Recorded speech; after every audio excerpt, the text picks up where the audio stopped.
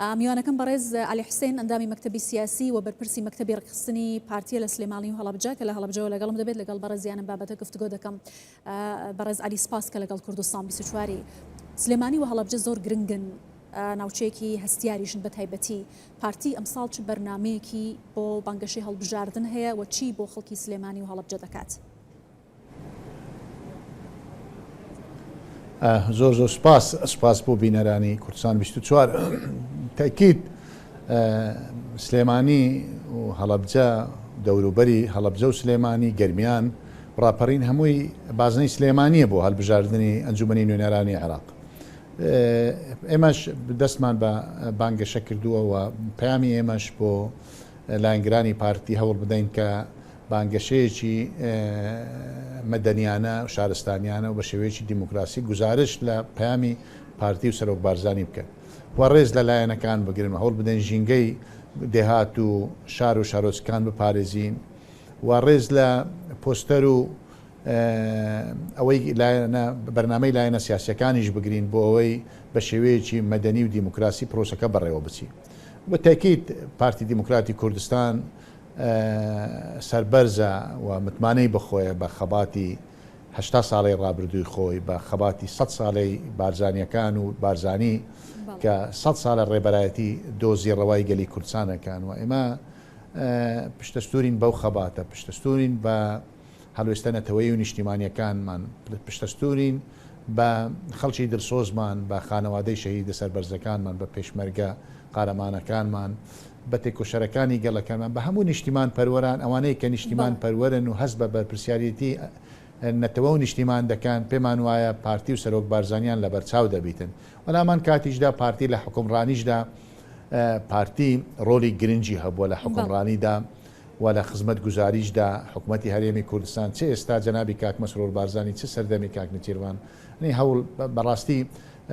ڕۆلی ئەوان دەوری ئەوان ڕۆلی کاریگەر و گەورە بووە و لە ڕووی دیبلۆماسی لەسەر ئاستی نێودەوڵەتی و هەرێمایەتی ڕۆلی پارتی، ڕۆلی سەرۆک بارزانی، ڕۆلی سەرۆکی حکوومەت، سەرۆکی هەرێم ڕۆڵێکی کاریگەر و بەرچاوە و بە تاکیدیش لە پێداگیری لە ماف و داخوازیەکانی خەڵکی کوردستان لەسەر ئاستی عێراق. بە تاکید گرفتەکانی بەغدا لەگە هەرێمی کوردستان پارتی و سەرۆک بارزانی لە سەنگەری پێشەوە بووە بۆ داکۆچیکردن لە مافەڕەوەکانی. بە تاکیدیش ئەو ڕۆکەیمە هاتین بۆ هەڵەبجە، سەرفرازین کە هاتین بۆ هەڵەبجە، دیارە ماوەیەک لەمەوبەر شاندێکی پشتیوانی بۆ شاری هەڵەبجە کە چەند کەسێکی نیشتیمان پەروەری هەڵەبجە و دەوروبەرن لە سەرەتای ساڵەوە مانجی 2 هاتنە لای ئێمە داوایان کرد کە پەیوەندی بە جەنابی سەرۆک بارزانی، بە جەنابی کاک نەچیروان و کاک مەسرۆرەوە بکەین بۆ ئەوەی هەوڵ بدەن پشتگیریان بن بۆ بەغدا بۆ بە پارێزگابوونی هەڵەبجە کە پێویستی بەوە بوو کە لەسەر ئاستی پەرلەمانی عێراق، لەسەر ئاستی سەرۆکایەتی کۆمار و حکوومەت و لایەنە عێراقیەکانەوە بە تاکید جەنابی بارزانی و جەنابی سەرۆکی هەرێم و سەرۆکی حکوومەت لەسەر خەت بوون و ئێمەش لەگەڵ بەغدا بەردەوام لەسەر خەت بوون و ئەو بەڕێزانە جێگای تەقدیرن، زۆر خەڵکی دڵسۆزن چونکە چوونە بەغداش لەوێ دەوریان هەبوو و خاڵەکی تر دەموێ ئیشارەت پێ بدەم. حقیقەت ئەوان داوای دیداری جەنابی سەرۆک بارزانیان کرد، من و کاک دکتۆر محەممەد لەگەریامون بەڕاستی تەقدیری هەلوێستیان دەکەین چکە زۆر دڵسۆز بوون بۆ هەڵەبجە ئەو تیمە کۆمەڵک داواکاریان هەبوو و خۆشبەختانە داواکاریەکانیان بۆ حکوومەت بۆ جەنابی کاک مەسرۆر ڕەوان کراون زۆر بە خۆشحالی و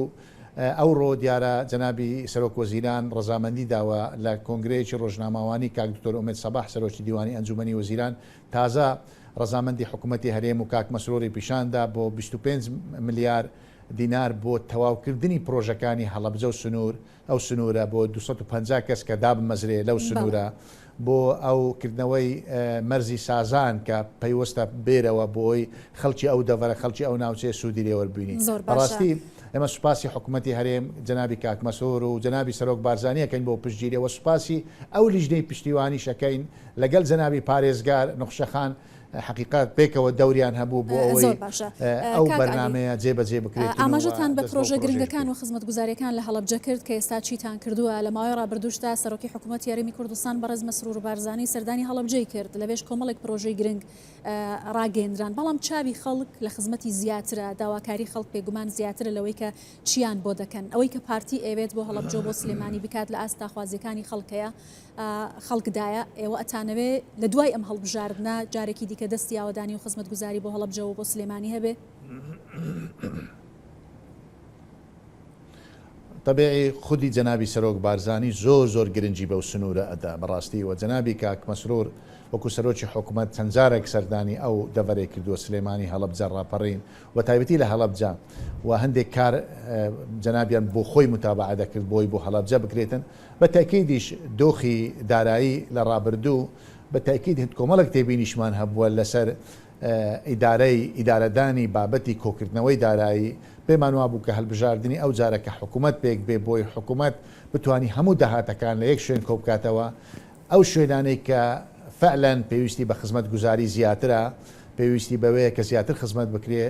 جنابی سەرۆک وەزیران زۆر گرنگی بەو بابەتە ئەدا بە تاکید پارتی و خودی سەرۆک وەزیران بەرنامەی تایبەتی هەیە بۆ ئەو سنوورە دوای پێکینانی حکوومەتی تازە بۆ سلێمانی بۆ هەڵەبجە بۆ دەوروبەری بۆ ڕاپەڕین بۆ گەرمیان بۆ ئەو ناوچەیە بۆی بتوانی زیاتر خزمەت بکاتن بۆ خزمەتەکان لە ئاستی قوربانیەکانی ئەو خەڵکەبی. پارتی هەموو کاتێک دەڵێت کە پشتەستورە بە دەنگی جەماوەرەکەی بە تایبەتی لە کاتی هەڵبژاردندا جەماوەری پارتی لە سلێمانی و هەڵەبجە متمانەیان بە پارتی بەهێزترە لە پێشووتر و پێتان وایە لەم هەڵبژاردنە ژمارەی کورسیەکانی پارتی لەو سنوورە زیاد دەکات؟ جەماوەری پارتی لەو سنوورە بەڕاستی جەماوەرەکە هەموو کاتەکەی مەشانازی پێوەکەی ینی بەڕەغمی ئەو هەموو قوربانیانەی ئەو خەڵکە ئەو ڕوبەڕووبوونەوەی ئەوان لە قۆناغە جیاجیەکان هێشتا بە دڵسۆز و بە هەڵوێست ماونەتەوە و بەردەوام لە سەنگەری پێشەوە وەکو پێشمەرگە ئاساوان چۆن لە پێشمەرگایەتی ئامادەی قوربانی دانبوون ئێستاش بە هەمان شێوە بۆیە ئێمە لە هەڵبژاردننی ڕابردووی پارساڵ ئێمە دەنجی پارتی لەو سنوورە ڕێژەیەکی بەرچاو بەسەرکەوتووە بە تاکی سەرکەوتنی ڕێژەش ئەمە پرۆسەیەکە پێمان وایە بە پرۆسە ئێمە لە سەرکەوتن داین و دەنجی پارتی لەو سنوورە زیاد دەبیتن هەر تەنها ئەندام و لایەنگری پارتی نین خەڵکێکی شەیە کە سیاسەتی سەرۆک بارزانی و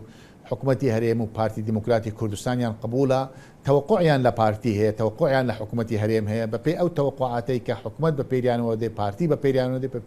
پێمان وایە دەرفەتێکی زۆر گرنگ و زێڕین لە پێش ئێمەیە کە خەڵکێک ئەو متمانەیە زیاتر بە پارتی بدە و ئەو دەرفەتە بە پارتی بدە بۆی زیاتر خزمەتی ئەو سنوورە بکات. زۆر باشە ئەگەر لە کۆتایشتا دەرفەتم بدەیت ئەم پرسیارەش بکەم هەرێمی کوردستان لە بەردەم بانگەشەی هەڵبژاردن و هاوکات هەڵبژاردننی پەرلەمانی عێراق هاوکات پێکهێنانی حکوومەتیش پرسێکی گرنگە بەلای خەڵکەوە حکوومەت کەی پێک دێت بەر لە هەڵبژاردن حکوومەت پێک دێت یا هەنگاوەکانی بەکوێ گەیشتون جەنابەت ئەندامی مەکتەبی سیاسی پارتیت؟ طبیعی هەنگاوەکانی حکوومەت ئەو لیژنەی دانوساندنی هەردوو لە وەرەقەی سیاسیان زوو ئامادە کرد و تقریبا دەتوانم بڵێم ڕێژەیەکی هەتا 90ش ڕەنگە زیاتر لەسەر ئەو بابەتانەی لەسەر پۆست و ئەمانە ڕێککەوتە هەندێک گرفتی بچووک مابوون ئەوانیش حقت پەیوەست بوون ئەو دۆخەی کە دروست بوو دۆخە سیاسی کە پەیوەست بە عێراق و هەتا هەرێمایەتیش بڵین نەڵێن بە تاکید ئەو دۆخەی هەرێمایەتی و نێودەوڵەتیش هەندێکجا کاریگەری لەسەر پرۆسەکە دەبیتن بۆیە ئێستاش لیژنەکان بەردەوامن و کۆبنەوەی باش ئەنجام دراون لە بە ئامادەبوونی جەنابی سەرۆک بارزانی و وەفدی هەردوو لە پارتی و یەکێتی و هەنگاوەکان باش بڕیون و ئێستاش گفتوگۆکات بەردەوامن ومێدەوارین بگەینە ئەنجام بەڵام بە تاکید ڕەنگە بابەتی پرۆسەی بانگەشە ئەوانش کاریگەری خۆ هەبیتن بەڵام هەمومان کار دەکەین بۆی بە زووترین کات حکوومەتی تازە کابینەی تازە بکەویتە کار بتوانین هەم لەسەر ئاستی عێراق پێگەمان بەهێزتر دەبی و